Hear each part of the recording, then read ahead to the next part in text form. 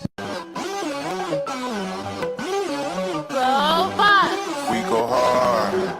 That's my squad. That's my team. Go get that ring. Yeah, on that off-season grind. Training camp gotta shine. Put in work, mud and dirt.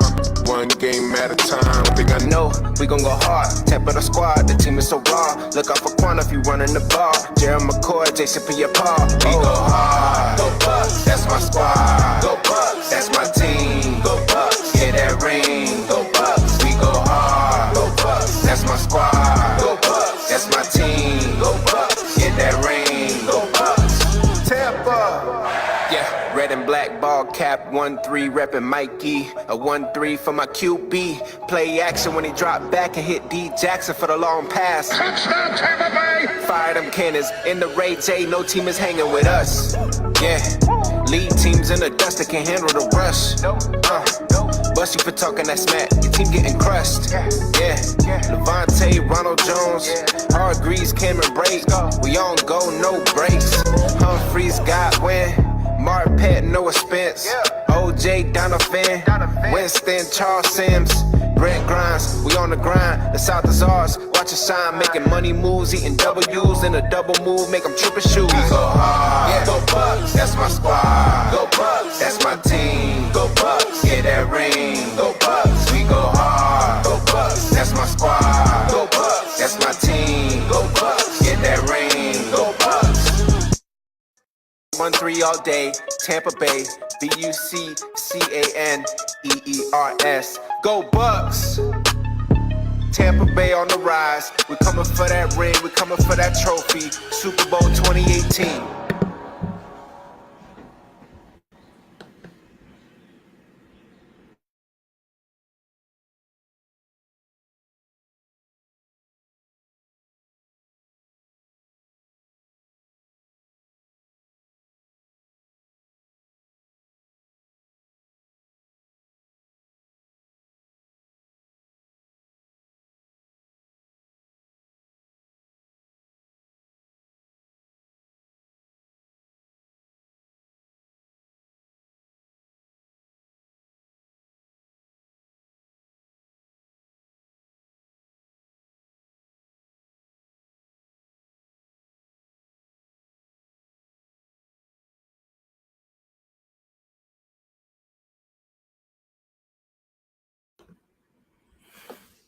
What's up, everybody, and welcome back to Bucks Report with your host, Mr. Buccaneer Blake himself.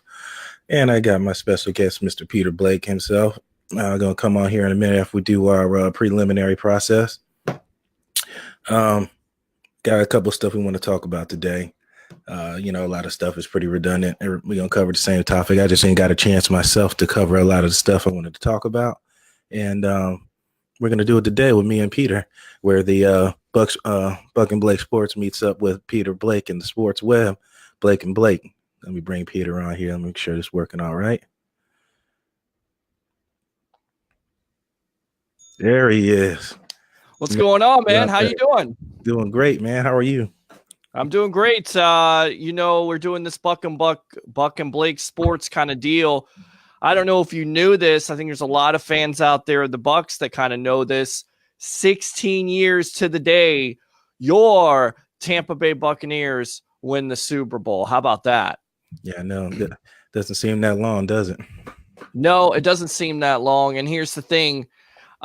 Even from the beginning of the season, there was doubt, right? Because they go out, you think they're going to get Bill Parcells, and then they go out on this countrywide search for a coach, and they finally get their man in John Gruden. And even at the beginning of the season, it starts out rough because they lose to the Saints on a fluky punt, like special teams miscue. Yeah. And then after that, they go to Philadelphia. They lose again. And of course, they get blown out by the Raiders at the end of the season. Mm-hmm. So there were big time question marks about this team going in. Could they get over the hump? But as you know, a couple weeks ago, I think there was an anniversary out there, the NFC Championship game where Rondé Barber has that 92-yard interception. And I think in every Bucs mindset, once they beat the Philadelphia Eagles and got over that proverbial hump, that they were going to win this Super Bowl. So, yeah. Yeah, Philadelphia was like that milestone around that time. We just couldn't get over that hump in Philadelphia because we were played. I think that year we won. We ended up playing them, I think, in the regular season and then playing them in the playoffs. Yep. Yep. If I'm not mistaken, that was it? I think it was a close game, wasn't it? No, yeah, it was 20-10 in the regular season. 20-10, and they lose 10. Brad Johnson to broken ribs in that game. Yeah. I mean, it was because Johnson at the time was starting to get the offense. He was starting to get hot. So, again, there were question marks. You had Rob Johnson come in a couple times.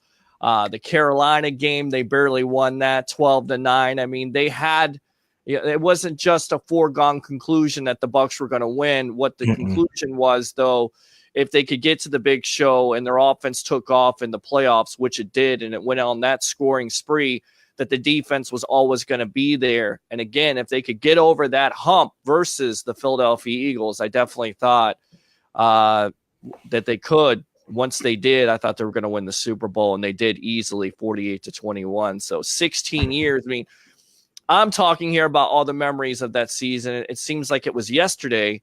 What's your favorite memory from that season? My favorite memory from that season? Yeah. There was a lot of close games that season. There was a couple whoopings and some, but a lot of it was pretty much when we stapled Bucs football. If you had to say my favorite moment that was Rondé Barber, the pick six when he's pointing on his back as he's running down the sideline in Philadelphia to close down the link, and then it got better. Then to close down the vet, and then we opened up the link the next year with another loss. Philadelphia took another loss to us.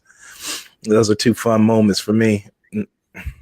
Yeah, no, I definitely that's my favorite moment is going into Philadelphia, getting off to such a bad start, and I think there was a lot of Bucs fans that were saying, "Oh no, not again," because they get down 7-0, and it's the killer himself, Deuce Staley, who's always killed the Bucs, scores a touchdown, and I think from there things kind of settled down.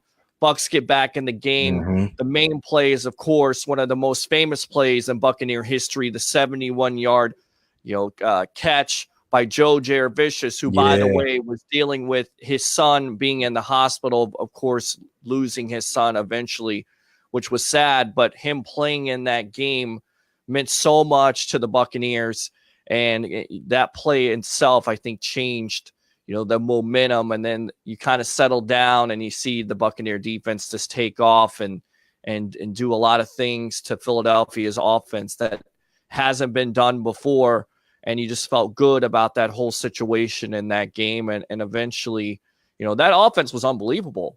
I mean, they never really are talked about, but the scoring, what they did to teams in that postseason was tremendous. It wasn't just the defense. Brad Johnson, Michael Pittman having 100 yards in the Super Bowl. I mean, he kind of struggled to get the offense, but finally he does. But that offense, Jaravicius, Keyshawn Johnson, Keenan McCardell, they were so explosive in that postseason. It's kind of overlooked and overshadowed by how dominating that defense was. But, make no mistake about it, Blake, that offense that season was really good. It was, and it's something you made a key point on that. It's something that's not really talked about. They were efficient. Like, you don't have to score 40, 50 points to be efficient. As long as you can converge on downs and chew up the clock and get points every chance you get, you're doing your job. And you're right. I mean, given the pieces that we had, Michael Pittman isn't exactly a name that people were going to run out to go get. I remember Michael Pittman making a couple great catches himself. I was surprising because being how big his arms was, I thought it would be an issue with him catching the ball and sometimes carrying the ball, because if you guys remember, Pittman, the size of his biceps were immaculate. And like 20 inches or something. Yeah. They were comparing him to a professional wrestler, 18 inches or 20 inches. It was ridiculous. And of course, what the backlash was that year. You lose the great Warrick Dunn. He goes to the Atlanta Falcons and still says to this day he wanted to play for that team. It's just that the Buccaneers as an organization didn't feel like they could pay him, got a better deal with the Atlanta Falcons, and the rest is history. Over 10,000 yards.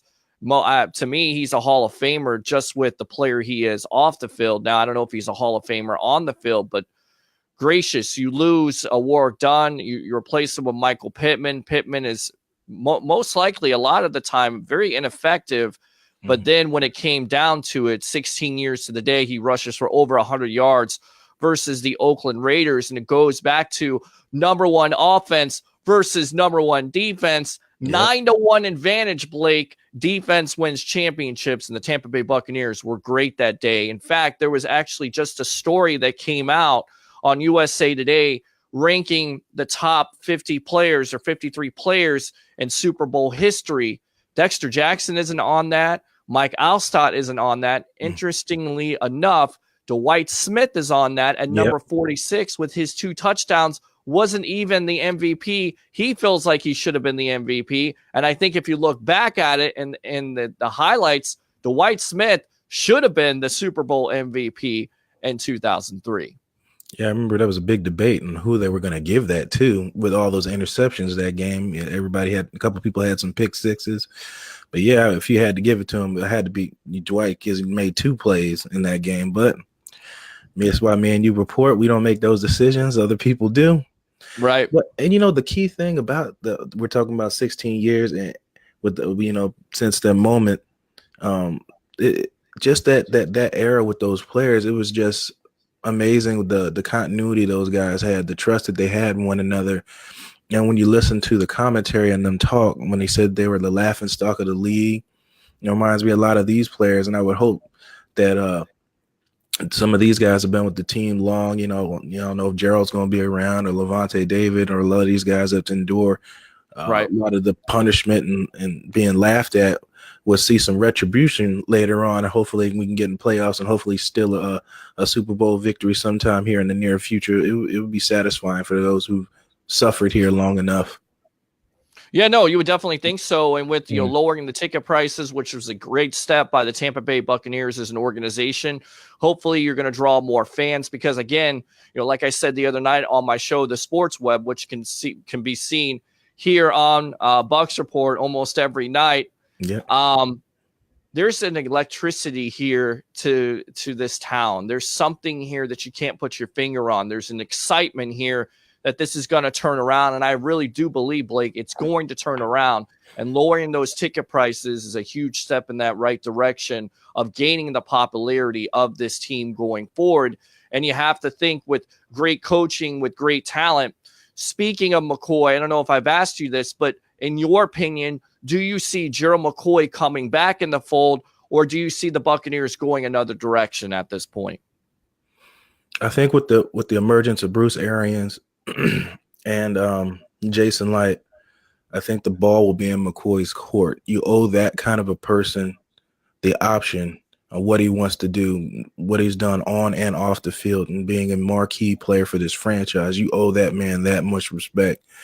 And what I mean by you owe him the option that if you really want to lower his contract and make him restructure, then you give him that choice if that's what he wants to do, or if he wants to be traded or released. But, again, that's going to be a front office decision. But if you want to be like a marquee franchise and want people to come here, you got to, kind of handle business. But you're asking me my opinion. I don't think he's going to be here just by off of his subliminal messages that he said. How do you like those tweets? It seems like it's coming out every other day. I'm not going to be here. Change is what it is. Look, I get it. He's been with the Tampa Bay Buccaneers. I think the $13 million number is a little bit too much. I think he's a declining player at this juncture. And then on top of it, I think maybe, look, if you're looking at it from the standpoint of, will his services be needed? Most likely they will. There's going to be a team out there willing to pay him money.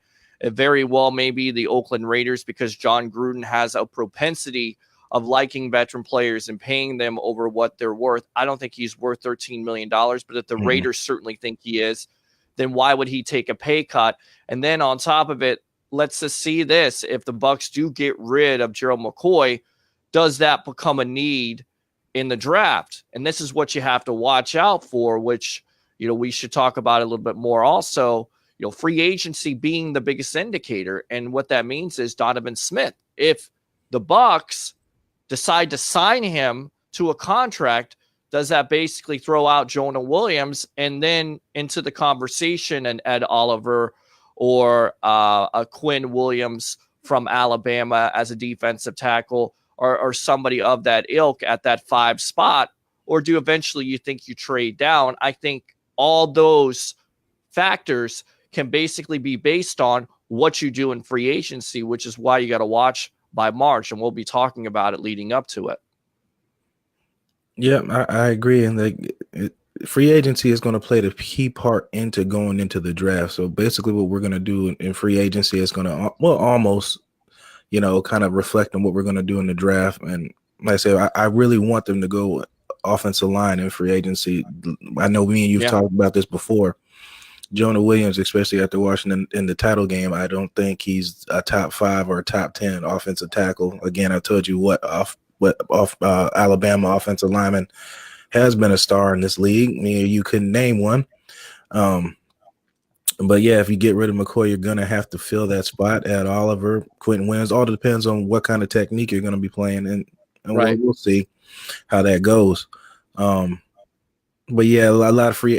It's a lot of. Well, look, Blake. To be fair, you had Clelin Ferrell on the other side here. I mean, that guy's not a slouch. He's also a top 10 pick, and he's going against Jonah Williams. I know exactly what you're getting at with offensive linemen not being in the NFL at this point, and you're exactly right. But I mean, you could put the same thing and make the same point about Jameis Winston. Well, there is no Florida State quarterbacks. I mean, the only quarterback I think they got drafted in the top 10 at that point was Chris Winkie, and he wasn't very good. So do you stop, not drafting Florida State quarterbacks? I think you have to look at every case individually at this point.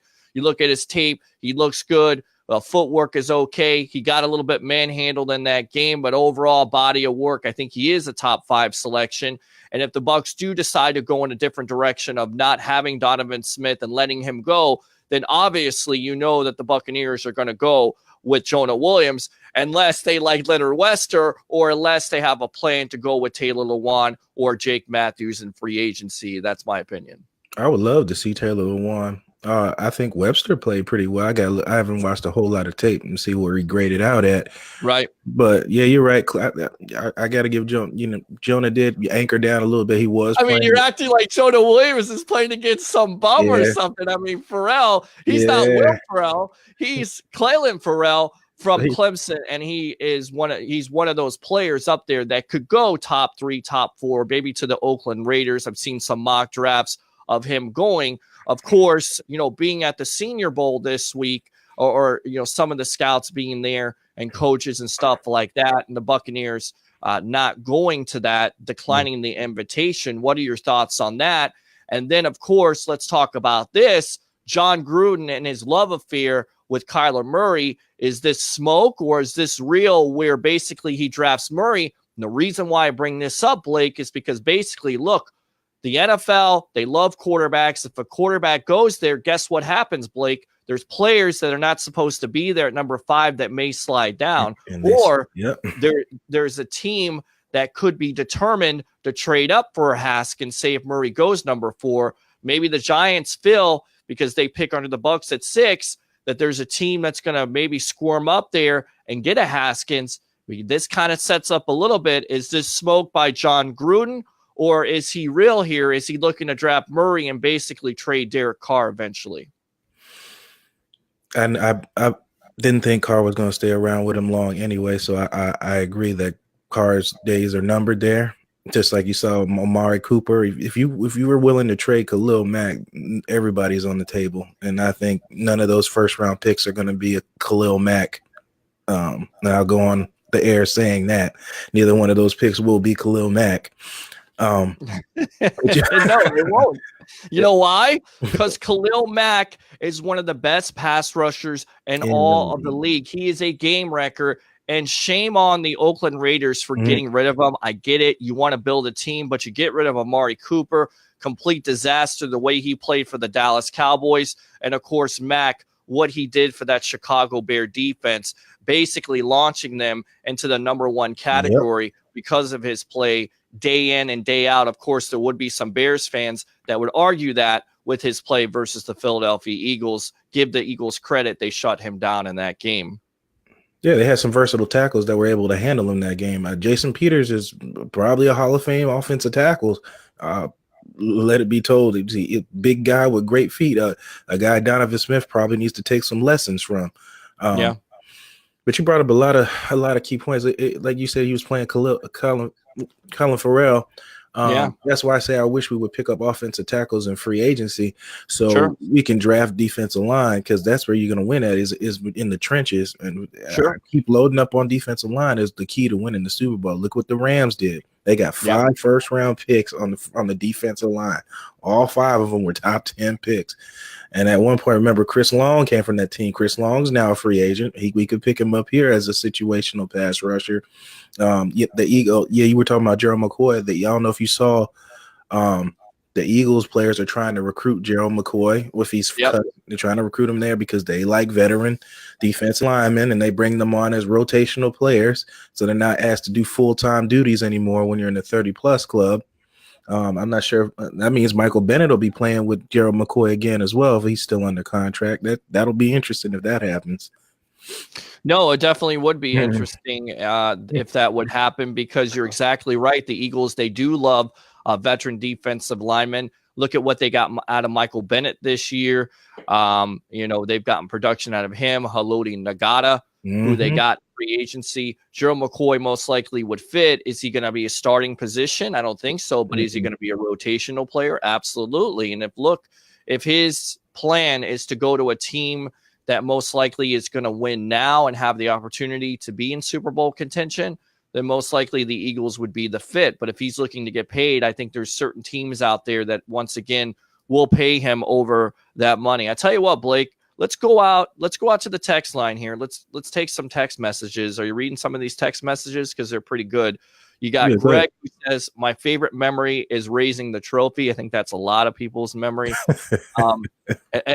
It looked like Malcolm Glazer was just in complete harmony at that point. I think he was trying to take the mic or trying to take the trophy. I mean, he just couldn't believe it. But good for Malcolm Glazers and the Glazers overall as an ownership, doing everything they could to make that team a Super Bowl team that year, and a lot of people say, well, John Gruden wasn't the answer. Well, for that year, I definitely think he was the answer. And he doesn't get a lot of credit because, once again, the defense was one of the greatest of all time. Right. Make no mistake about it. Stats don't lie. But for the free agency, over 15 free agents that he got in that free agency period definitely helped out. Guys like Keenan McCardell, Joe Jaravicius, Ken Dilger, Ricky Dudley, players like that. Robin Oben, I think, was also one of those free agents. So they went out there, they got free agents that would help this team out, that contributed to this team, that made it. So if you don't get those free agents and you don't have that offensive philosophy that Gruden had, I don't think they win the Super Bowl. I'm sorry. I love Tony Dungy as a coach and as a man.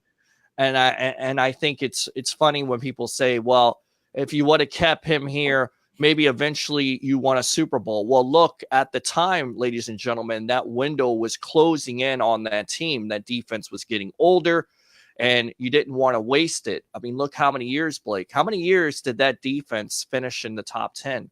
Almost 10 straight years. Yep. So from that standpoint on, from 97 on, they felt like, okay, the window's closing. These players are getting older. We need to do something. They made the right move.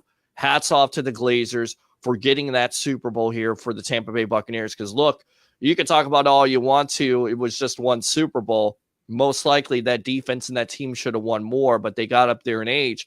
But ask the Atlanta Falcons, ask the Detroit Lions, ask the Arizona Cardinals, ask all those teams in the NFL that won a Super Bowl that don't have a Super Bowl if they would want that. And look, I know what happened afterwards with John Gruden and giving up those picks, but if I had to do it over again, you bet your bottom dollar I would do it over again, because it brought this team a Super Bowl. Yeah, it was a gutsy move and was one that paid off. That's probably why you said the late Malcolm was up there all in, shock, because he made some gutsy moves. And if you want to win, you got to risk it to get the biscuit. You know what I mean? You got to go all out.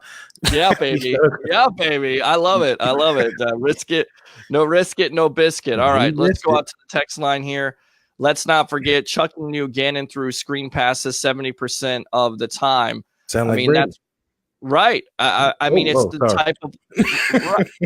I mean, it's the type of offense, right? Mhm. It's the 3 to 5 step drop where you have to screen in. But look, he definitely knew some tendencies of Rich Gannon. Was that an advantage? They showed it on NFL films all the Yeah. time where he knows exactly where he's going to go. It Mhm. wasn't a great advantage, but the players still have to go out there and execute, no matter Correct. if the football was deflated, no matter if Gruden knew the playbook. The players still have to go out there and execute the plays, and they did to perfection. Yes, they did. All right, let's see. Defense as a whole should have been the MVP. Absolutely. Somebody says just tired of people. I think Tom says just tired of people thinking Chucky was Tampa Bay's answer in 2003 or now in 2003. He was the answer. 2002, Correct. that year, he was definitely the answer. Afterwards, maybe not. And I don't know if he's the answer now. Let me say Of course, one thing on that, Peter. That you're right. He was the answer at that moment. Like we just said, he was a Right. risk it to trade it, and they went all in, and it worked out great. That's said and done. That story's written. Now, what Gruden's not good at is building a team, and hopefully, what he's doing with the Raiders works out for him. If not, there's going to be a lot of people gone real quickly with all those moves that's happening in Oakland. But as we've seen here, he's not really too good at building a team and bringing in the proper talent that's going to move a team forward, because we got to see that firsthand here, the aftermath Super Bowl. So I don't wish bad on anybody, but I just hope it works out for him, because he has a lot of pressure on him for the sake of reasons we just talked about with Amari Cooper and Khalil Mack. I mean, you get rid of both of those players and they're highly successful with their teams. And in fact, they make those teams playoff contenders. It doesn't look good. So definitely the heat is on. But look, Gruden has another, 9 years on that contract, Right. has And shares to the team. Right. He has minority control of it. So we shall see what happens. I don't think he lasts the whole 9 years or 10 years, whatever that contract is that Mark Davis got suckered into signing him. But somebody says, Christopher says, we have the main ingredients this year. Do you agree? Do we have the main ingredients to go to the Super Bowl? Or right now, are we just putting the cart before the horse? Let's see if this team first is a playoff team. Yeah, we do have the ingredients. You will see, and we've all seen, like, I feel like I keep beating a dead horse here. If you bring in the proper coach, you can see a terrible team the year before become a top contender, a.k.a. the Kansas City Chiefs. When Andy Reid got there, they were the worst team in the league. Yep. It was like a 10-0 the next year. Something ridiculous before they lost the game. So, we have the key pieces, and that was before Tyreek Hill and all them got there. Kareem Hunt, they weren't there at that time when they did that. Much less talent. I believe we can do it with the defensive backs we got. You don't need high profile corners to win a Super Bowl. The keys to winning Super Bowls is being able to move the ball on the ground when you need to move the ball on the ground, and dominating the line of scrimmage, protecting your quarterback and getting to the quarterback. You don't believe me? Just go look in all the Super Bowls. It's a proven fact. That's how you got to beat Tom Brady. You got to get to him. Yep, you got to get to him. You have to have a quarterback that can make plays, but you also have to have a defensive line and rotation to put pressure on that quarterback. Because if not, if he gets that essential 3 to 5 to 5 to 7 step seconds where he's able to go through his progressions, he's going to kill you. Tom Brady has shown when he gets pressure in his face, you force him to make those mistakes that he doesn't want to. But what also have we learned? He's going to go 3 to 5 step drops. If you don't get pressure on him, he's going to pick you apart with guys like Julian Edelman, Chris Hogan, and of course, probably your favorite player, Rob Gronkowski. And don't forget James White. Don't forget that little running back, because it seems like they put any running back out there. If it's Dion Lewis or James White, he picks them apart. So they've got the perfect system. They put the players in there. No matter if they lose the player, they put another player to replace them. It's a next man up mentality.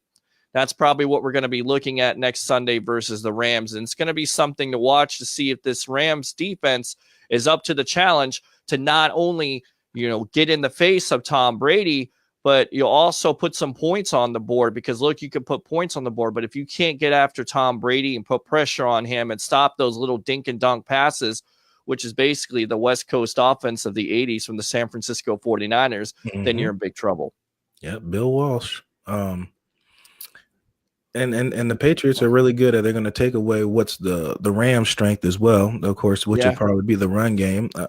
I'm not sure if the long season is finally taking a toll on Todd Gurley because he hasn't looked the same this postseason. Right. It's a long season. What's that? 16 games plus 3 playoff games, including the Super Bowl. That's a lot of beating.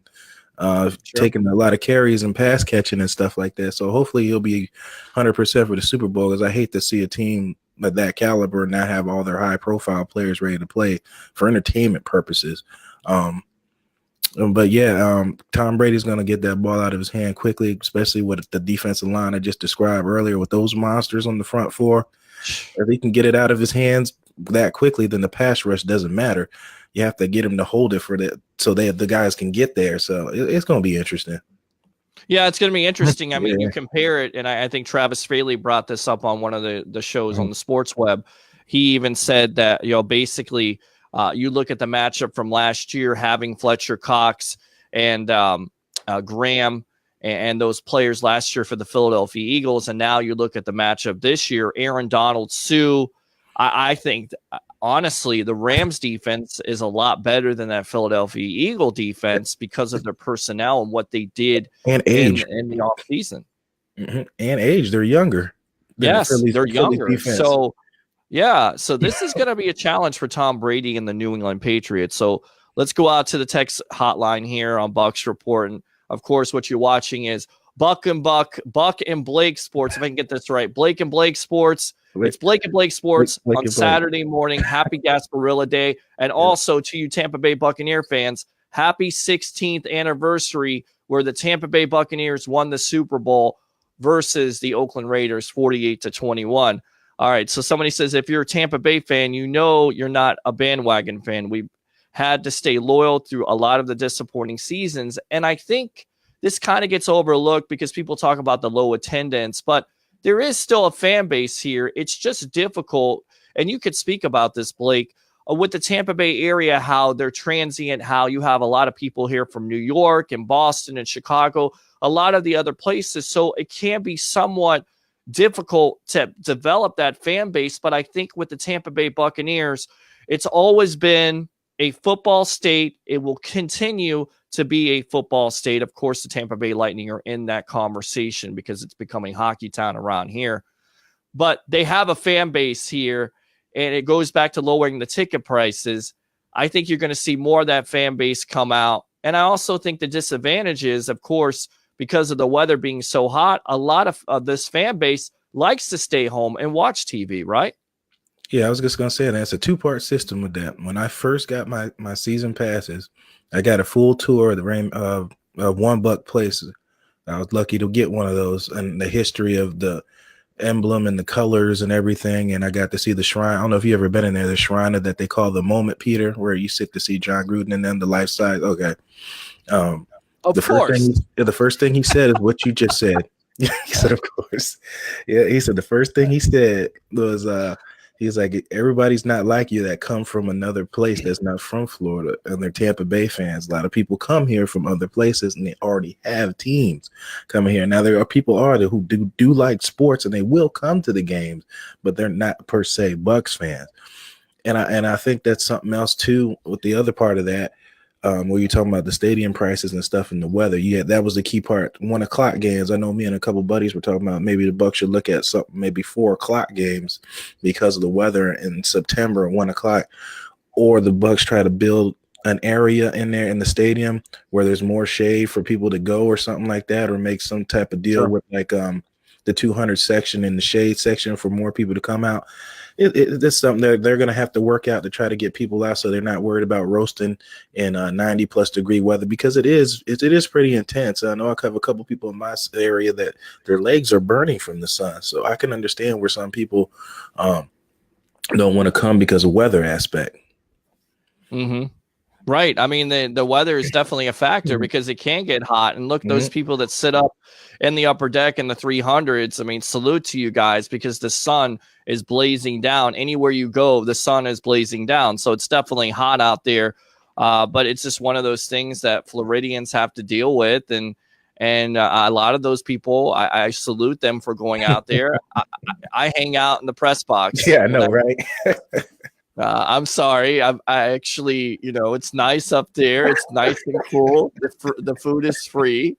And when this team is getting it handed to them, you can get multiple helpings of free food. Yeah, fans, ask Peter to let him take you guys up there for one game since the food is free and the weather's nice.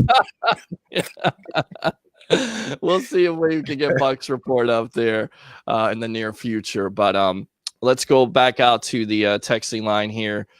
Let's see. There people are talking about they're watching from Alabama, DC. Very cool. Thanks a lot, Tony, for joining. Greg, of course. You can only blow so much smoke in mirrors. I don't know what he's referring to, but I think what it comes down to is the whole aspect of changing coaches and having excitement and then eventually being disappointed. I think this is a different situation. Would you not agree? Bruce Arians is a proven coach. The coaches that you've got here are proven commodities. It seems like there is something that's going to change, right, Blake? Absolutely. Just with culture alone, the way he reacts with players is pretty immaculate. Just going in there, the way it's just he can relate because, he doesn't has exactly, a checkered background himself, and he can relate with players that need second chances and players that need a different outlook on things and stuff like that. Like it's going to be a huge culture change here. I know we keep saying that over and over. That was supposed to be the thing with Cutter, but Cutter never fooled me to begin with. I just don't think he could relate to players like that, being how he never had a huge NFL experience as head coach, and I thought he was a little overwhelmed. And it is overwhelming trying to manage an NFL franchise. I can't even pretend to act like I know what that's like, but I'm sure it's it's a heavy burden to try to own to every aspect of it. And I think a lot of people get caught up not realizing that you're responsible for the totality and not just one part of it. Yeah, and somebody says Tom says, because he has some good text messages here. We have a few needs: backup quarterback, pass rush, backup quarterback. At this point, do you look for them to re-sign Fitzpatrick?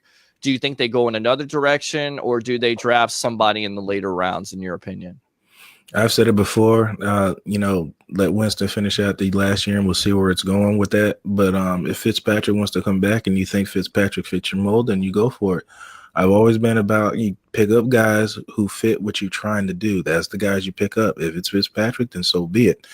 If it's somebody else, then go for it. If Ryan Griffin's not your option, then you need to move on or whatever you're going to do.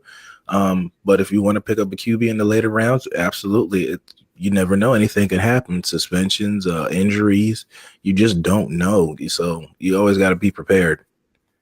Yeah, and I think this is from Keith out there, Keith Larson. But it was a Florida State quarterback that won a Super Bowl. Mm-hmm. He's absolutely correct. Brad Johnson was from Florida State. He was around the league for a while, was a Pro Bowl quarterback, but really he came into his own, and that postseason, that offense was so explosive. I remember when they disposed of the San Francisco 49ers, that being with Jeff Garcia, who would eventually be a Buccaneer quarterback, and of course Terrell Owens. They disposed of that team, which was pretty good. Somebody says, I thought Taylor Lewan got signed to an extension. I didn't hear that, but we have to check that. But I was pretty sure he was a free agent. So maybe you'll check that out, Blake, if he got signed. I didn't hear that he got signed. Because I know they got a lot of money wrapped up, and they got suckered into that one. Malcolm Butler, which he didn't really play too well this year. Dore Jackson didn't play too well this year. Logan Ryan didn't play too well this year. So I don't know. Somebody says if Gruden wants to draft him, stay far away. And then somebody says Carr to Jacksonville. So, again, do you believe those rumors are true, or is that just John Gruden saying that he loves every quarterback, he loves every player, and basically he's playing a card game with somebody to get them to show his hand in the draft process? I think Gruden really does like Murray. You said earlier, I'm glad you brought this up because I was trying to remember when we had this conversation before we get lost in other stuff. I don't think it's smoke because Murray kind of reminds me of Jeff Garcia. I say not as athletic, but a running, mobile little quarterback that's going to buy time to get these little West Coast dink and dunk passes off, which is Gruden's specialty, and he can run as well. So that's an option as well. I think it's not smoke. I think he wants a quarterback that's going to fit his West Coast offense But like I said, we'll see what's going to happen if somebody might trade up for us. So we're in a pretty prime spot to get what we need. But like I said, if Cleveland Farrell is that guy, man, they need to go ahead and get it. Or if you want to go get the boy from Kentucky, I'm all for it, man. Like, get better on the front seven is where it's at. Yeah, no, absolutely. Somebody says we don't need to draft a quarterback. I'm just suggesting it, in the later rounds as somebody you want to get as a backup. I don't know if because they don't have a 3rd round pick, so I don't know if they do that. I still think they may trade out of that selection, 5th overall, if there's a team out there needy. And then on top of it, maybe you could pick up a 3rd round pick or some extra picks where you can get some players down in that draft process. I'm absolutely in favor of it. The only thing that I would caution would be the whole deal of, if you trade out of that number 5 spot, do you miss out on a big player like a Jonah Williams or a Greedy Williams or a Quinn Williams or a Serena Williams? I'm just joking. I know you just kept saying Williams. Right. Or, a player out there that is going to be prime time you miss out on. Of course, you don't want to do that. So we'll see what happens. Why not both Lewan and Matthews? Why not? Why not? I mean, if you could get both of those guys in free agency, you don't ever have to draft an offensive lineman in the draft this year. Not for a while, no. Right. Good. I mean, for you can both 4 years. Yeah. Yeah. Tony Rossi, Gruden is a train wreck. He absolutely is. Gruden's pride destroyed Oakland. Do you agree with that?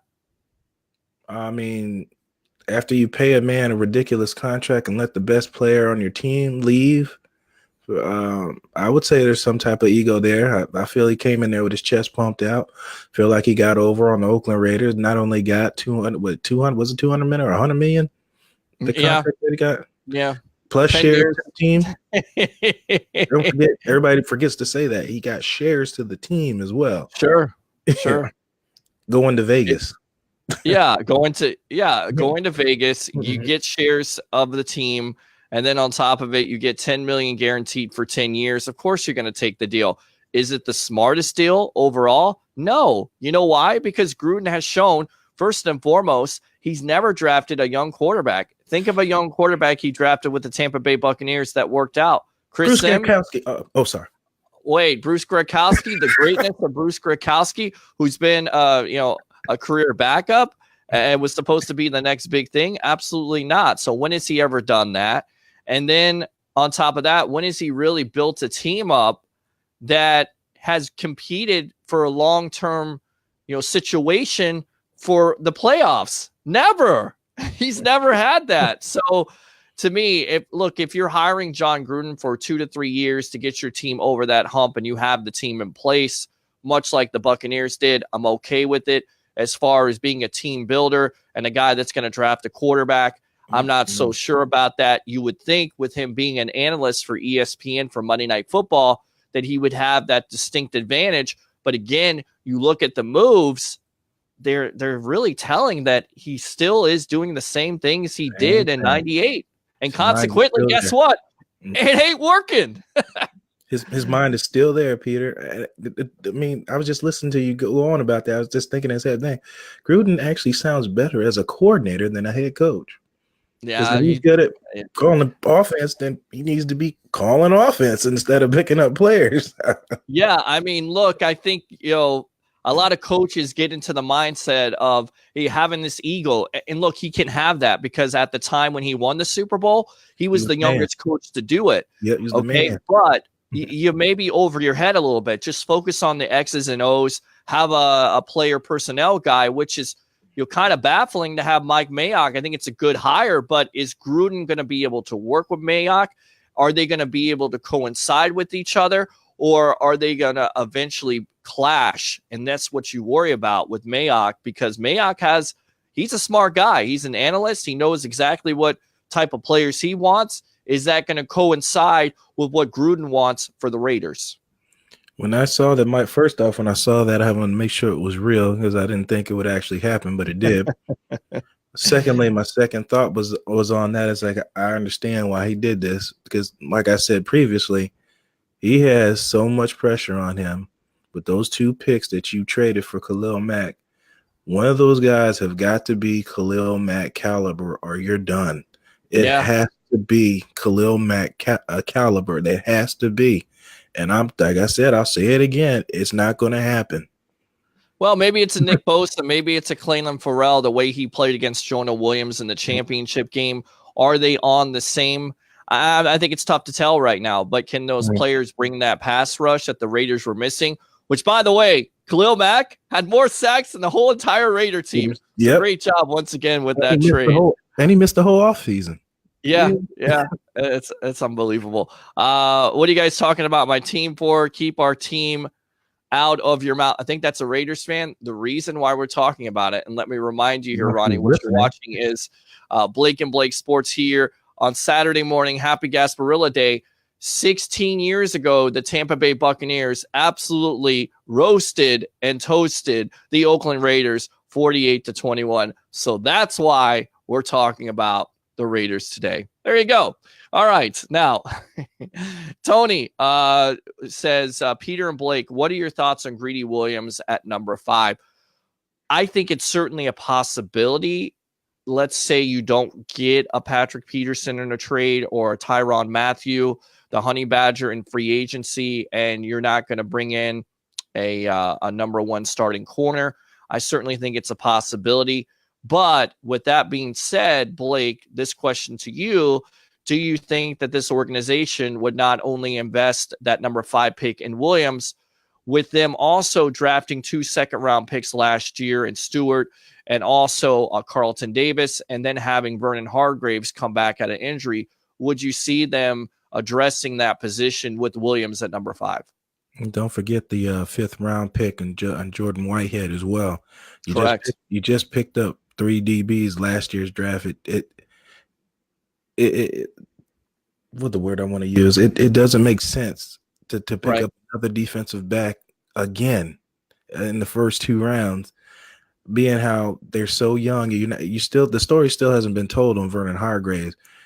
Brent Grimes already explained to everybody how bad the coaching was there, and I think that has a lot to do with why Vernon Hargreaves has played so bad, let alone a lot of the other DBs there as well.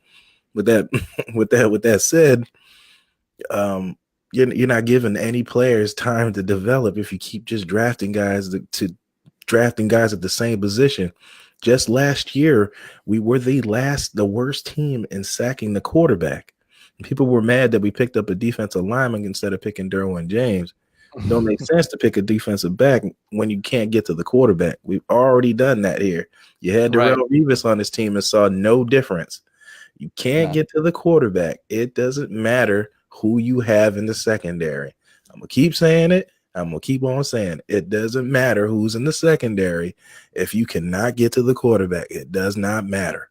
Nope, it doesn't matter. It's not going to matter, and you have to develop that consistent pass rush. You have JPP on this team. You have Carl Nassib, who came out of nowhere, got picked up by Jason Light. Very good pickup. There's questions there with Gerald McCoy possibly moving on. They may move on with Vinny Curry. So already you can see some needs kind of basically separating itself and where you should go. And look, I think if this team does go another direction and they decide to go and cut Gerald McCoy and put him on another team, then that is an indication that they're going to draft defensive line with the number 5 pick. Has to be. I can't see anything else unless they are going to go to a 3-4 defense and they're okay with going with Vita Vea and 2 outside defenders. I don't know if this is a 3-4 team at this point. I'm not sure if they have the personnel, but they're going to mix it around. Somebody says, if Winston doesn't improve, the next year's draft will have better quarterbacks. I'm not looking to next year. I think Winston is going to improve.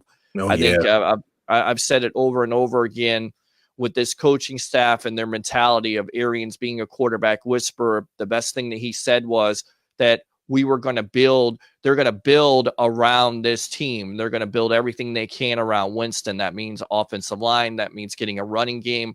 That means improving across the board offensively, which is what they should be doing in the first place. Somebody says Winston throws it to the other team just as much as his own. He's never had a running back that could take pressure off of him. O-line could be better. Secondary is the worst in the league. But, wow, it's a long one. But even now, getting rid of McCoy and drafting a defensive tackle 2 years in a row after missing out on Derwin James isn't the answer. Last year, They acquired a bunch of D-line guys. Winston needs pressure elevated on him if they're going, or alleviated off of him, excuse me, if they're going to keep that 5th pick, then draft Greedy Williams for his size. Our secondary is tiny. A lot of things to get to there, but what I'm taking out of it is you have to alleviate the pressure off of Jameis Winston, and by doing that, you improve the offensive line either through free agency. And again, that's why I say the big decision is, and what you're going to know, if this team does bring back Donovan Smith, then I don't necessarily think they're going to draft an offensive tackle unless they look at Jonah Williams as being a right tackle. I'm okay with that. But again, it comes down to not only that decision, but also Gerald McCoy. If they get rid of Gerald McCoy, then I think you have a need at defensive tackle. And I'm okay with drafting a defensive tackle 2 years in a row because, again, I think it improves your defense. And what it comes down to, again, is it's all in the trenches, offensive line, defensive line. If you're weak at both spots, you don't have a good team. Nope. All right. So no disagreement there. Oakland changed the playoffs this season. For sure. They absolutely did. I think Griffin can build a team. He couldn't select a quarterback. I think that's Gruden. I think Gruden can build a team. He couldn't select a quarterback. He's loved quarterbacks. I mean, do you think that Kyler Murray is the answer, or do you think that they should go with Derek Carr talking about the Raiders going forward? I'm gonna go even further than that. I'm gonna say you can make just about any quarterback serviceable in this league if he has the right tools to be successful. Rex Grossman went to a Super Bowl. Now I'm gonna move on past that. And Rex Grossman was a college football champion with the Gators, won the national title with the Gators as well. Right. You had to remind me, didn't you? Yeah. If you have the right tools around to support a quarterback, he can be successful. Jared Goff really isn't that good. When Jared Goff is asked to do everything, he makes a lot of mistakes. But he's been supported by Todd Gurley, that workhorse in the backfield all season. Let's say Todd Gurley wasn't there. I wonder if Goff would be so successful. I mean, I think they would do all right because they're pretty good they're crafty at play calling. They have some pretty good other tools on offense, but a lot of it, I think it helps him out a lot with not that pressure being alleviated from him with the running back situation. But Kyler Murray, he's got running. He can scramble as well, so that works in his favor because when he gets into trouble, he can roll out. My question is, can he really throw these passes from the pocket and see over the offensive line? Because there's not too many short quarterbacks that can do it, much like Russell Wilson, much like Drew Brees, where they can throw over the offensive line from the pocket. So it's interesting to see. I got to look at more tape on him to see what he can really do from the pocket. And that was Johnny Manziel's issue, too. He couldn't see over the offensive line. That's why much he had to always roll out of the pocket. There's small things like that you got to pay attention to when you watch tape and stuff like that we don't always look at. So I'm interested to see how that turns out. Yeah, and I think the landscape has changed in the NFL with these smaller quarterbacks and these offenses working to their advantage. Because, look, if Lamar Jackson is able to be successful with building an offense around him, then I think Kyler Murray can definitely be successful. The thing that you worry about with these smallish mobile quarterbacks is the fact of how many hits are they going to take. And if they take that hit, does it come down to, being an injury that's long-term? Look, Cam Newton is a big quarterback, but he's also mobile. Now, what do we know about Cam Newton? He's having shoulder surgery this year. He's taking a lot of hits over his time. So when you're a mobile quarterback, eventually you're going to get your brain speed out. And what you have to learn is you have to throw from that pocket, and you have to figure it out. So there's going to be offensive coordinators and coaches out there. They're going to be salivating at the thought of having a Murray and knowing how to basically put him into an offense that's going to work for him. Because I think if you try to make him just a guy that's going to throw from the pocket, then basically you're limiting the opportunities of what he can provide you overall with his skill set. And that's why you drafted Murray in the first place, because the skill set is there. He can throw the ball. He can make all the throws. Can he throw from the pocket? Remains to be seen. But he worked in the confines of a Lincoln Riley offense at Oklahoma. So some of those aspects that where he was successful, you have to take those and put that into a team and put that into an offense that you're building around him, I think, in my opinion. No, that's a good opinion. That's correct. Thank you, Rams. Thank you very much, Blake. And of course, what you're watching right now is Blake and Blake Sports here live on Bucks Report. I'm your host, Peter Blake, along with Blake Cable. So let's see here. Unfortunately, Pats win. Hopefully, Brady retires. Are you giving this away? Do you think the Pats win this game next Sunday? We're just a week away from Super Bowl 53. It's unbelievable. You have the Pro Bowl tomorrow, of course, the Senior Bowl today. But the big game in Atlanta, do you think the Rams lose that game next Sunday? Do you think it's the Patriots? And do you think if the Tom Brady led New England Patriots win, do you think Brady retires? Nope. Tom Brady sustained no injuries this year. There's no reason for him to walk. Now, only reason the quarterback leaves is he don't want to endure whatever pain. That is, I knew the moment Kurt Warner was going to retire is when he got hit on that crackback block. When he threw that interception, I said he's done after that. So when you get hit like that, you start thinking twice. It hasn't happened to Brady. He don't run. He don't do none of that. So there's no reason for him to quit. Now, if he takes like a crazy leg injury or something like that, then you'll start thinking about it. His arm works fine. He has no shoulder issues. I think he's here next year. Unless Bill, I mean, I definitely agree with you. I think he is. They've kept him clean. That's why that system is so flawless. Look at the blueprint of the playoff teams this year and yesteryears. What did they do well? They protect their quarterbacks. Their quarterbacks are not getting their brains beat in. They have an offensive line where you don't touch the quarterback. That's what they've done with the Rams. That offensive line has been pretty good. The defensive line has been tremendous. And then you look at the other team there with the Patriots, with their offensive line and their defensive line being solid. That's what the good teams do. They build within those lines, and that's why those teams are going to win games throughout. And that's why the Patriots have won throughout, because they've kept Tom Brady clean and also injury free. Of course, there was that 1 year where Matt Castle gets to have the controls. Mm-hmm. They still are 11-5. So. Yep. Besides that injury, they've done a good job. So does Tampa Bay still black out games? No, there's no blackouts down here at all. No. And I'm glad you brought that up. There's a lot of people are uneducated about a lot of things. Tampa, we were like one of the last teams to start getting blacked out. The Chargers were blacked out for many years. There was tons of teams that were getting blacked out. So if you're watching this, you didn't know that. There was tons of teams getting blacked out. We were like one of the last teams to do that. So sure. I'm just glad you brought that up. and to time myself a little bit and to show you how much of, a Bucks fan I grew up being in the 80s, that's all you had. You had blackouts. You could never watch any home games. The only time you watched a home game was when the Chicago Bears or the Green Bay Packers or a Super Bowl team like the New York Giants came down here. That would be the only time. Most of the time there were blackout games. There's no more that you're able to still watch the blackout games. So, it's absolutely a great thing for fans to be able to watch the games, especially if they can't get out to them. Because look, it comes down to ticket sales and fans showing up. But don't forget, you want those TV ratings. I guarantee you those TV ratings for the Bucks games are pretty good also. Somebody says Peter's press box privilege. I'm sorry, I am a press box snob. I'm down there. Get over it. I like the press box. I like being in there. The thing is, with fans, you get to cheer. When you're in the press box, you can't cheer. You know what? I'm not going to cheer, especially if I'm covering professionally. Definitely not going to cheer. But I tell you what, I'm going to enjoy the food like a fan because I'm getting extra helpings. I've been down there you go. In that sun so long. I was as light as you at one point. No, yeah, definitely. Look, I definitely need to work on my suntan. That is for sure.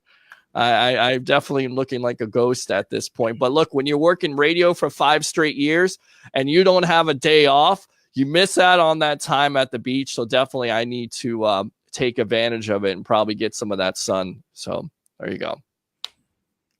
Let's see here. Shout out to Blake Cable and Peter H. Blake for hosting the show. Absolutely. Every Saturday. Yes, every Saturday. Let's do it. We felt this way with Lovey. Going back to that point, and somebody's also saying they're watching from New Hampshire. Do you feel like it's the same case with Lovie Smith coming aboard that it is Bruce Arians, or do you feel like it's different? In my opinion, I think it's very different because I think Bruce Arians more offensive minded coach. seems like there's a plan here, and it seems like it's going to work long term instead of Lovie Smith, right? Everybody knows my love for Lovey, but I'm gonna be optimistic on this one. I think I was more salty about the whole situation because I didn't like the way how everything transpired with that. The man knew he had a plan. You stopped this plan because you were scared Cutter was gonna leave, and Cutter and Lovey was right in hiring because I mean, if nobody's thinking about it this way, Lovey hired the right guy to run the offense. Look what he did with the offense. We were the number one passing offense. So Lovey hired the right guy. But that guy was not a head coach. That was right. the mistake. He's not a head coach.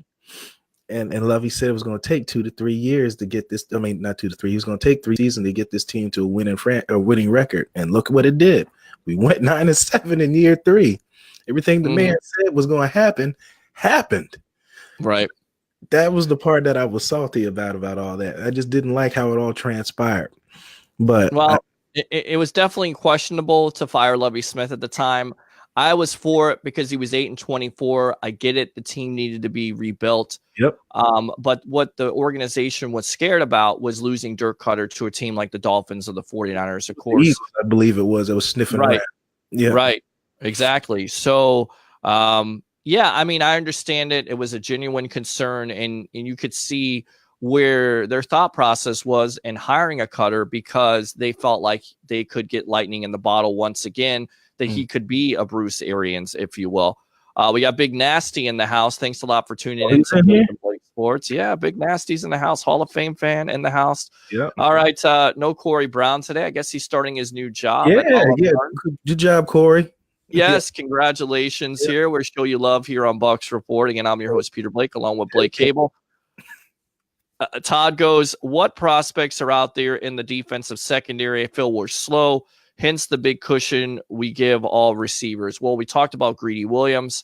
What are some of the prospects you're seeing coming out of this draft that the Bucks could be looking at? The kid Baker from Georgia has been talked about also. Is there somebody else that we're not looking at this point? I think at this point, until the combine happens, it's going to be repeated names. Okay. To this point, nobody else is going to really talk about anybody else till we see all these other guys run around. But yeah, the kid out of Georgia, and it's always the same thing around this time of year. Everybody just says the top teams with the top corners. There's tons of. We talked about this. You can find players anywhere. Just get the guys that do what you need them to do. If it's to play zone, is it to play press, then you play those guys at that player. It really doesn't matter what college they come from. I'm starting to think now, like what Bill Belichick does now. I'm starting to watch a lot of the things he does. I don't know how good, like how much you're into, like what a pipeline school is, like what Florida has with Lakeland. That's called a pipeline school when you're recruiting. Sure. You're familiar with their head coach and their coaching programs there, and you pick up players from that school. So a transition is much easier from the high school to the college level. And I think Bill Belichick does that too for a while, much like if nobody paid attention for so long. Did you notice a lot of players were coming from Rutgers at one time when Bill Belichick, when Greg Schiano was there? Because he ran a system and ran a program familiar to what Bill Belichick ran. So the transition from one to the other is the same. And I think the Bucks need to get a little bit into that area too. But I know I rambled on the topic a little bit there, but you can get players anywhere, just get guys that fit your need. I'm not sure he says we're going to be playing attacking. So I have to assume that you're going to be playing a lot of press one-on-one coverages on the outsides and the insides. And I think Vernon Hargreaves is good at that. That's what he did very well at Florida, which was soft zone coverage with Mike Smith. So, I mean, we'll see. Yeah, we'll see. I mean, you're exactly right. That's what Hargreaves did well at Florida. That's also what Carlton Davis did well at Auburn. And that was one of the main contentions of what Brent Grimes was saying. They wanted him to play more man-to-man, and he wasn't accustomed to that. So already you have some of the personnel to play that man-to-man defense. And I think, look, if they don't look at a cornerback in the first round, maybe you look at a cornerback in the second or third round. But really, at this point, is it a need? I mean, I guess you could say it is because you're losing Brent Grimes, but I think you have some young personnel here and a Carlton Davis and a Vernon Hargreaves and a NJ Stewart So they may address that either in free agency through a trade or most likely in the later rounds in the draft. I'm not sure if it's fifth, but it depends on who falls. If there's a player there like a Greedy Williams and he's the top of your board, then most likely you take him. It absolutely does come down to the combine because some players' stock does fly up because of a 40 time or something they do well. You Or just how never know. agile the player is. You can't always tell that on tape. Yeah, you can't. Now, somebody says, Johnny says, is it irony that they're making a new Chucky movie now? Well, most likely it's going to be a disaster like the Raiders. Hopefully not. They make too many of those movies, first and foremost. Okay, Let it go. You can only make a movie about a doll or about a killer and kill him off so many times before it becomes boring. I'm tired of it. Come up with some new ideas, Hollywood, and on top of it, John Gruden, come up with some new ideas, and maybe your team will be better. Do you like that? All right, there you go. So, let's see here. Roast of Todd, Chucky. The roast of Chucky. The roast of Chucky. Exactly. Some other good text messages out there. Todd Bowles' defense has speed in the safety positions. He also used safety as linebackers. Do we have that guy now? In your opinion, Blake, do we have that guy in a Whitehead, in a Justin Evans, or do you see them going outside, getting a Tyrone Matthew, which has been talked about, or even a guy out there like an Earl Thomas who could be a free agent, although he's coming off an injury? Maybe he would be interested in coming to the Bucs for lower money. Most likely he's going to go to the Cowboys, but what do you think about that prospect? Do we have a guy that can play in the box? Yeah, you do. It goes back to, like I said before, you got to use players what they're good at. MJ Stewart played down in the box for the University of North Carolina, but because of injury, he was forced to play out of position, which I understand. You got to do what you got to do when injuries happen. That's what he was good at, playing down in the box, playing over tight ends, because he's a sizable corner. He's got size on him. Bucs were actually looking at one point at moving him to safety, but the emergence of Jordan Whitehead, you don't have to do that. I don't know. I said you bring in Tyrann Matthews. I think there's more mouths to feed with playing time, because with Justin Evans and Whitehead playing so well, now you're going to take reps from them. And I know Matthews is going to want to be the full-time starter. I don't think we were really bad at the safety position, except for when injuries happened. We weren't getting roasted over the top other than the Bears game, and that was just poor game planning. That Brent Grimes said. For everything. Yeah, this is a disaster. Yeah, it was a disaster. And they were young. Those guys are young. They ain't been in the league 3 years. I think Evans is now coming on a 3, and Whitehead's rookie, Carlton, MJ. Vernon should be the veteran on this team now. Hargraves, I'm talking about. But yeah, we have it. Do we need more? Yeah. Would having Mark Barron right now be nice playing that position? Absolutely, because that's what he's good at, playing in the box. But we drafted him to play over the top safety, what he's not good at. And that was my argument with Derwin James. We don't play a system like the Chargers play. We don't play a guy that plays over the tight end. We don't play that system to where he would fit in well. No, you don't. And you have to get the players that are going to fit your system. Somebody says people need to separate NFL from college. I don't watch college. 2 different rules, so it doesn't matter to me. Yeah, but you still have to watch college football to see some of these prospects so you know what to expect and what they can do and not do. I mean, I get it. College football, it's a different set of rules, if you will, but still you have to play within the confines of the NFL rules. You still have to tackle. You still have to be instinctive. You still have to do things that you're going to do in the NFL, and that has to translate over to the NFL game. So I try to watch both. And so I'm able to understand what prospects are coming out and who guys that are real and who are fraudulent at this point. And sometimes those guys are fraudulent because they are playing in a system offense where it does cater to them. That's not to say they won't work in the NFL. It just means they won't be as successful in the NFL as they were in the college game, if that makes sense. That's right. And that's exactly all right. Yeah, so somebody says roasted Chucky.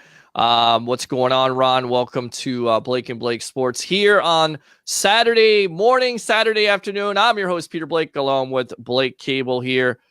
Somebody says, I like the Honey Badger. He will know the system of Arians. Are you okay with that idea? Do you think he gets out of Houston because they have to pay so much to Jadeveon Clowney? Do you think Matthew would be interested in having a reunion with Bruce Arians? I like how you worded that. is Matthews interested? That is the key part. A lot of people go, why didn't they sign? I'm like, they're free agents. It's their choice. Hence the Right. word free agent. They can go where they want. I don't know. Like I said, it depends. Like I said, with reps, what kind of system are you going to play? How much playing time he's going to get? This game, TJ Ward kind of exposed that when they promised that when they signed him here, they said he was going to be full time, and he became like 1/3 of the time. He barely played that, and it's not going to be an Arian system. It's going to be a bowl system. So I'm interested to see how that works out. Like, I don't know. I'm never going to turn down talent. But I want people, I don't want them to start getting disgruntled and going on Twitter and start that plaguing the locker room thing and all that type. I don't want that here. I want them to handle like promise player. I mean, deliver on the promises that you're telling these guys and fulfill them so they're not bashing your franchise from you promising them one thing and then doing another. Right. Exactly. Let's see. Todd says, have you talked about losing a home game to the London game? Yeah.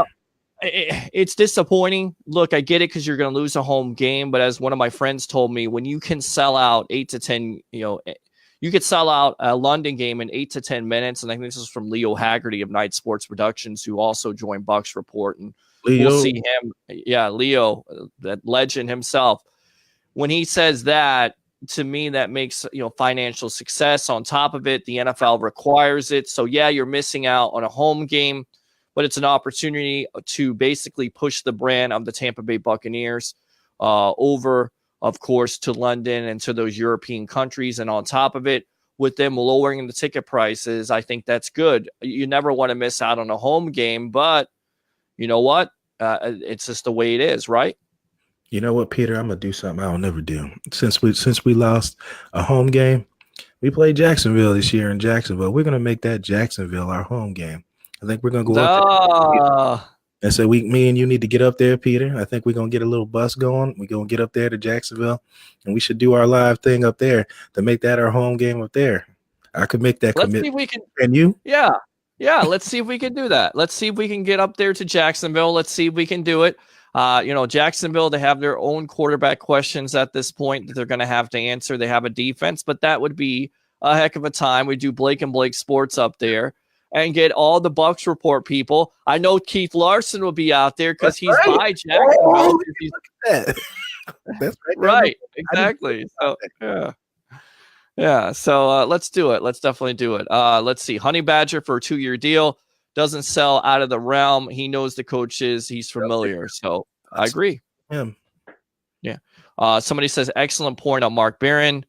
Let's see. None of those guys can get it done like Earl Thomas. Maybe MJ can. Do you agree with that? Do you think an Earl Thomas is I think he's an upgrade over what the Bucks have at this point. Right. 30. And I think with that whole contract holdout, I think he knows his body's starting to slow down because remember he was on that holdout and remember he opened up about it. He said, I'm not putting my body on the line for minimum contract and no security if I get injured. And that's why he was kind of flicking him off when he got injured because exactly what he was afraid to happen happened. It happened. That's what he was afraid of. Right. And they play two different spots. Earl doesn't play in the box. Earl's over top. But I think Hargraves did great playing in the slot. Maybe that's where Hargraves is going to play. I don't care. As long as we're successful, players are happy and comfortable doing whatever they're doing. He doesn't have to play on the outside. If we got to get somebody else to do it, then so be it. I'm down with winning. I'm down with people understanding their jobs.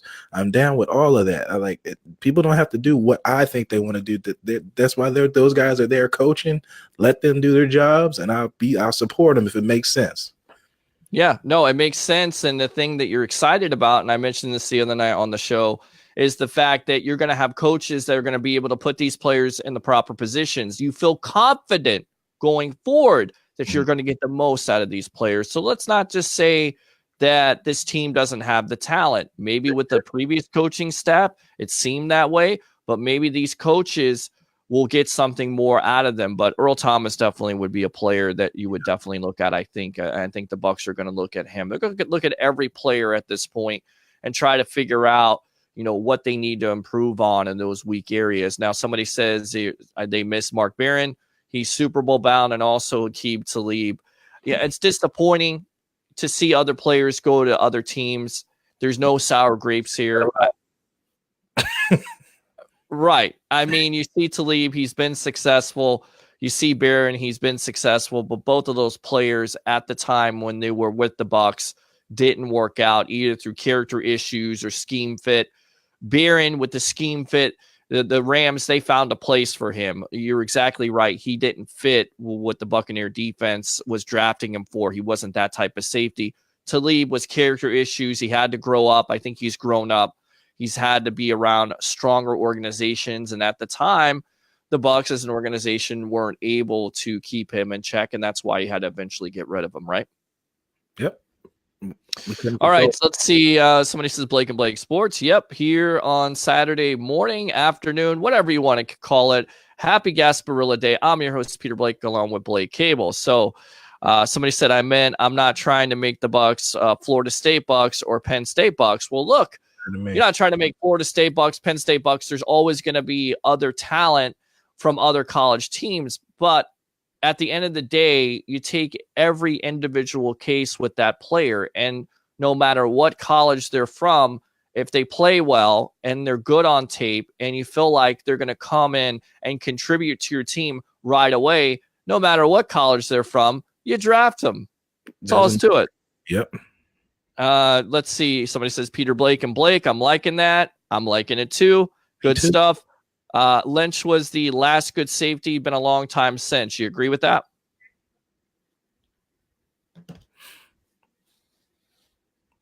What was that, Peter? I said John Lynch. John Lynch was the last good safety. It's been a long time since you've had one. Do you agree with that? A long time? Yeah. Yeah. Last good safety? Yeah. On that level, yes. Yes. Okay. I'm going to take it All back. right. Holding back now. Tanar Jackson was a good safety for us before the trouble started. Right. Exactly. You're exactly right about that. Holding it down here in North Florida. Tampa takes over Jacksonville. Hell yeah. I'm even get out of hibernation for the Jacksonville game. Johnny, I hope you're out of hibernation, but I know where you're at right now in Pennsylvania. So if I were you, I would stay in hibernation because it's cold, really cold. We don't necessarily have to deal with it. Of course, being from Florida, we think 40 degrees is cold. You guys up there are on a whole nother level of cold. I'm talking about cold, like cold shoulder from a girl that you ask out that doesn't give you the time of day. That type of cold. Casanova Peter. All right, let's see. They absolutely come down. A better offensive line, pass rush, and secondary play well. Greatly improve this team for sure. I agree. We've talked about that. We'll definitely do it. Is it absurd to go after Bell? Winston needs a running back to help him not throw 40 times a game.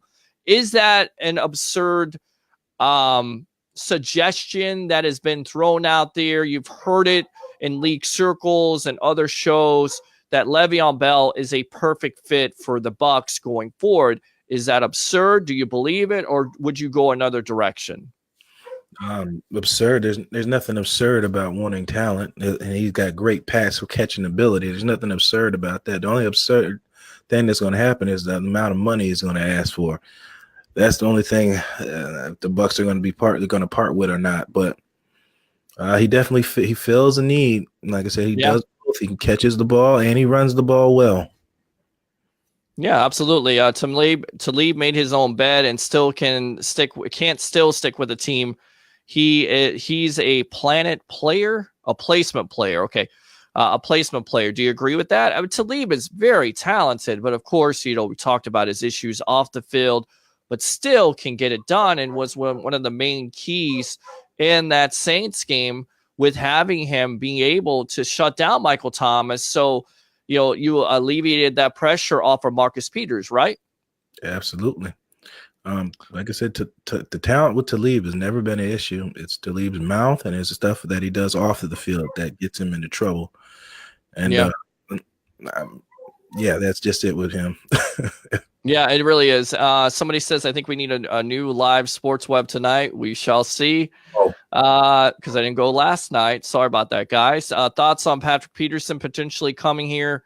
Blake and Blake. What do you think? I buy it. Look, if the price is right and you feel like Peterson is going to come in here and contribute, and I think he still can. He's about 28, 29 years old, right, Blake? Yep.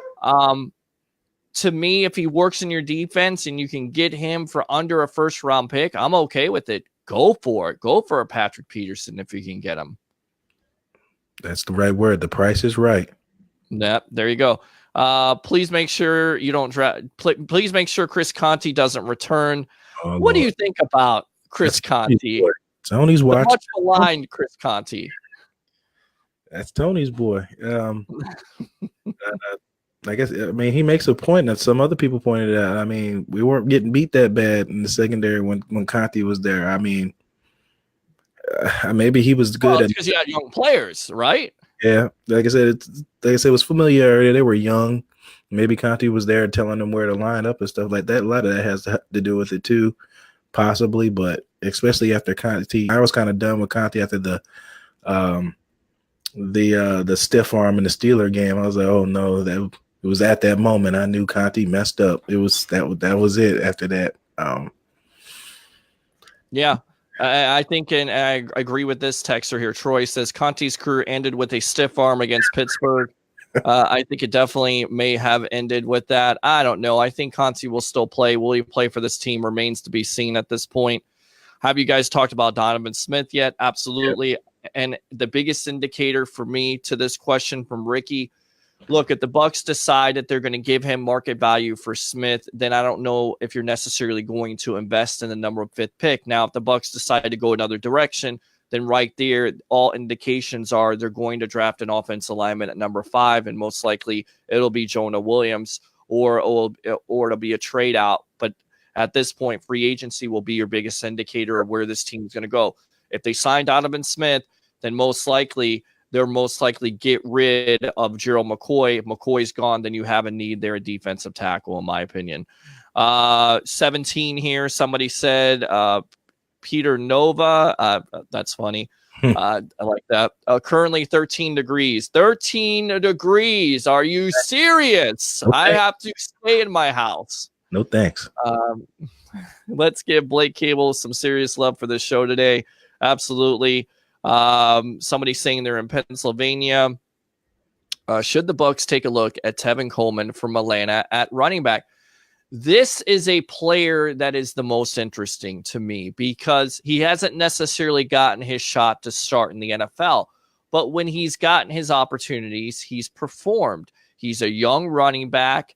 He may come to you a little bit more affordable than a Bell and maybe an Ingram out there. What do you think of a Tevin Coleman? Because he's younger than Ingram, and I think he's just looking for a shot. Is this a player that the Buccaneers should definitely look at, and will he be on their radar in March? Arians throws to the back, much like that's why they drafted David Johnson. Tevin Coleman is a great catching back out of the backfield as long as a runner. Tevin Coleman has not got his chance to start now, and when he does, he has delivered, being because he can do both things, catch the ball and run the ball. I think I said anytime you can get a player that feels what you're trying to do, I'd go for it. Comes cheaper, the price sounds right, I'd go for it. You maybe only offer Tevin Coleman maybe. Yeah, no, I mean, Tevin Coleman, yeah, I like Tevin Coleman, and look, if something crazy happened and the Falcons, they wanted to, re-sign Tevin Coleman and get rid of Devontae Freeman with all the injury stuff with him in his past, and Freeman became available, I would hope the Buccaneers would give him a call too. That's certainly possible at this point. Somebody says Conte got Thanos. Yeah, I love the Saturday gig. I work third shift, so miss half of the show. Okay, Tom. Well, thanks a lot for tuning in to Blake and Blake Sports. I'm your host, Peter Blake, along with Blake Cable. Trying to get Blake Cable to have a little bit more energy. I need to deliver some Starbucks to this guy, get him a couple of shots because I need to get more energy. But he's brought it today. We brought it here on Blake and Blake Sports, so I love the Saturday thing too. Kind of reminds me of the Sports Web radio show. We'll get that up and running again. Donovan Smith is always high on his show and should not be resigned. High on his show. What? Always high? I don't know. I don't know if he's I'm not going to touch that. I think if you're going to talk about Donovan Smith, you talk about his footwork, you talk about his inconsistent play and him being effective. I don't know anything about his personal life, nor do I want to. So Conti is smart, good general on the field, doesn't have the physical ability. Conti is still another dimension from that stiff arm. Somebody says that's called a coach. And Britt Bucks will be on Tuesday at 1 o'clock. And somebody says Blake needs some coffee. So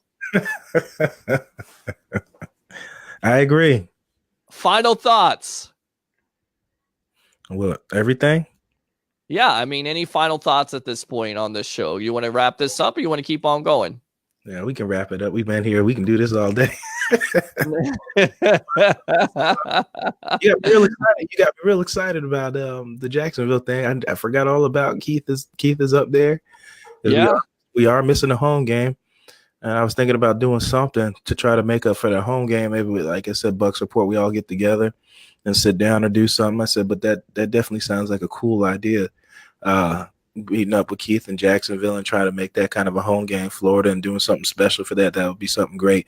I think these fans deserve that Bucks Report between you and the sports web and me, when Buck and Blake Sports and the Bucks Report and everybody. Like I gave a tribute to the fans and all that, and I'm gonna keep saying that. I appreciate you guys, your support. You guys been rocking out all year. I guess if your dedication was amounted into wins, we would be 16-0 with you guys, and you guys are really supportive. What you got? Yeah, we would have. Yeah, we definitely would. I love the support of Bucks Report. I love all the shows here. Tony's Take, of course, your show, Britt Bucks, your Red Flag podcast, Bill Siebert at midnight. I need to stay up and watch this guy because he's got a lot of coffee shots in him. He's excited. Guys, a lot of great broadcasts here. Just keep on tuning in to Bucks Report. Again, I'm your host, Peter Blake, along with Blake Cable. Let's wrap it up here, guys. All right. So have a great Saturday. Happy Gasparilla. And for all you Buccaneer fans out there, 16 years to the day, the Tampa Bay Buccaneers were the champions of the world. Don't think it can't happen again. Guys, we'll see you next week. Yep. Thank you, guys. You guys have a good day.